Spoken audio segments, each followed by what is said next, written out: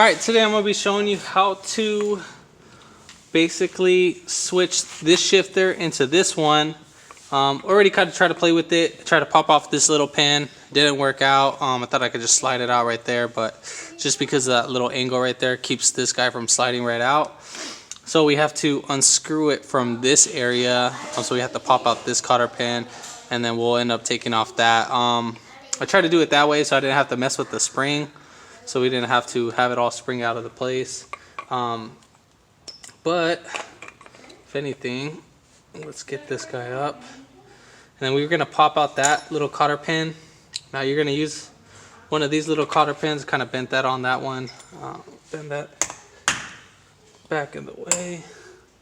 So make sure before hammering it in, make sure your cotter pin's pretty straight, because once we go down in there, it's going to be a little pain in the butt to pop right off. So you're going to get a piece of wood, and then let me see if I can get this to focus. So right here we're going to be popping out. There's a little band right here. You can pop this off. Really nothing special for this. Well, it's so it doesn't make a little clicking sound. We'll put this on our rag and save this for later. So we'll go ahead and pop this guy right out. Make sure you're using a little wood block so we don't damage the plastic.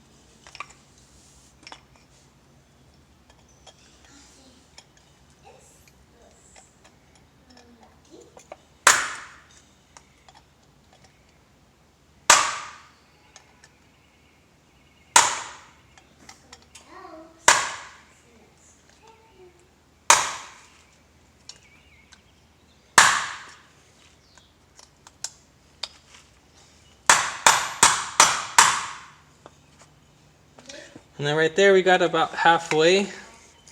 So we're going to go ahead and just grab this guy. Just spin it right out. See if we can get it most of the way out.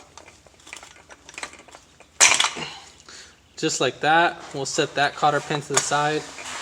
And then, as for this guy, we'll just twist this right out. Just like that. That should come right out. And then we should be able to slide this guy right out. Oh, I guess the spring stays right in there, so we'll be fine with that. Now at this point, remember how this guy goes? So we'll just have it just like that.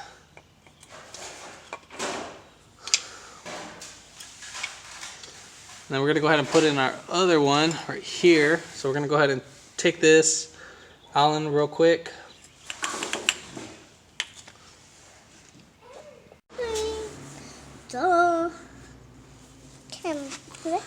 Alright, so we're going to go ahead and loosen this guy right up. Just keep taking this off. It's going to be done after nap time. Clean up. No more.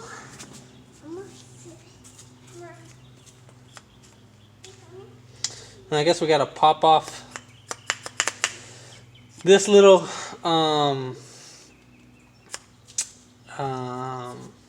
snap ring right there.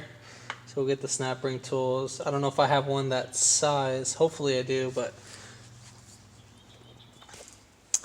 alright, so I don't have anything that small, and I don't feel like going to the store. So what you can do is you can do 2 picks. I'm going to see if I can try to do this. We're going to hold one end like that, and then we're going to do the other one like this. We're gonna see if we can pop these guys out. Make sure you don't try to twist this in any way.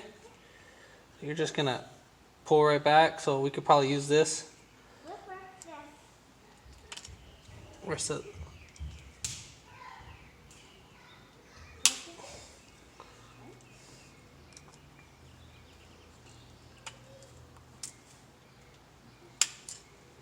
Alright, there we got it. We got it out of the groove. So we just pop it right out. So we don't want to pop out this little spring right there.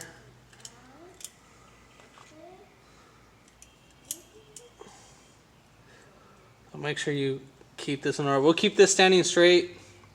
Obviously that washer right down here that just fell, this was on the bottom. That would hit that little cotter pin. And the fun part will be just to put it back on. Let's see if this has any grooves. Usually cotter pins will have like a smooth side edge and then a sharp edge. So I don't see none of that. Usually the smooth side would go towards the bottom, towards what it's going to be compressing, and then the flat edge would be like, so you would want the flat edge like facing up, because that's where the spring is going to be putting all its force. So I don't see any smoothness, so it doesn't matter if this goes up or down, so that's perfectly fine. So basically, if you have two elbows, it'll work out pretty well.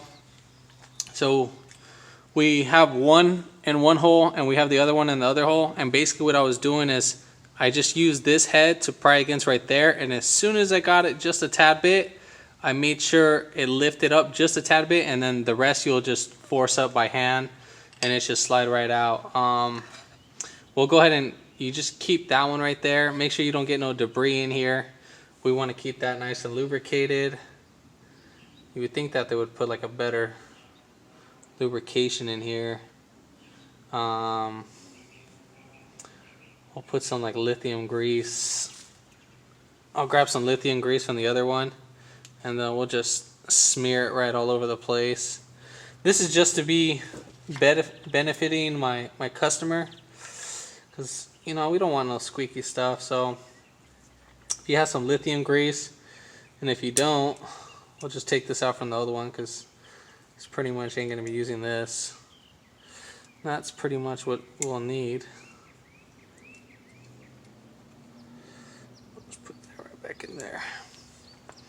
And then we'll just smear it all over the place. You know, like I said, we just want to keep this nice and lubricated. And we'll slide this right back in here. Remember, this is only going to go in one way. And then we got to get the ball greased up too. We're not going to do that right now. And then we'll go ahead and put this right there. Now this is going to go in one way. So obviously we need this little stopper right here.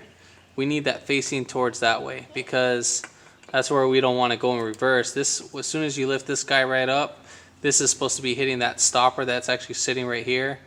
And the stopper, before I do anything else, just so you can see, I don't forget, I'm going to put the washer right back on there. I'm just kind of showing you for demonstration purpose.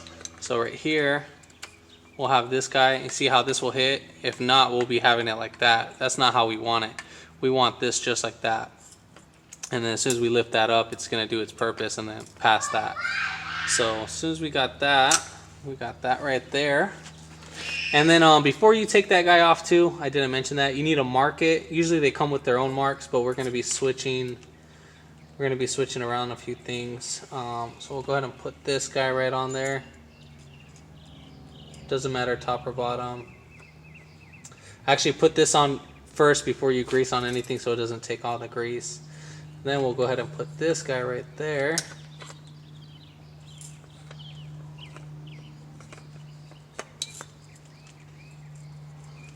And then we'll put this guy right there.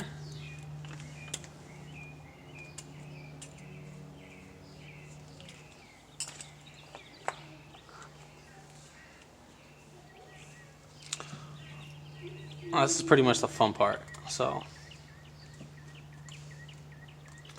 make sure we get all that.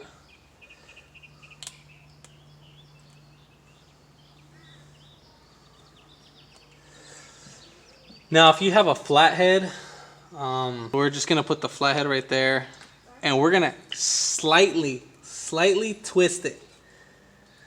Don't twist too much. Let me see if I can get it right there.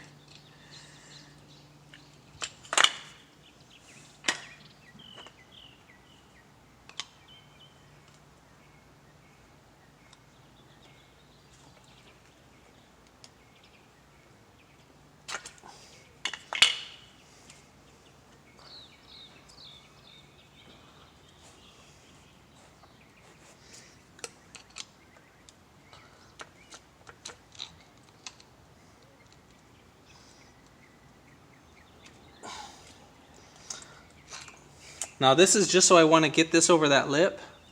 So basically I just spin it like that. Then once you get it right here, the rest should be pretty easy. We'll just kind of just drive it right in. Make sure you do it all in one motion.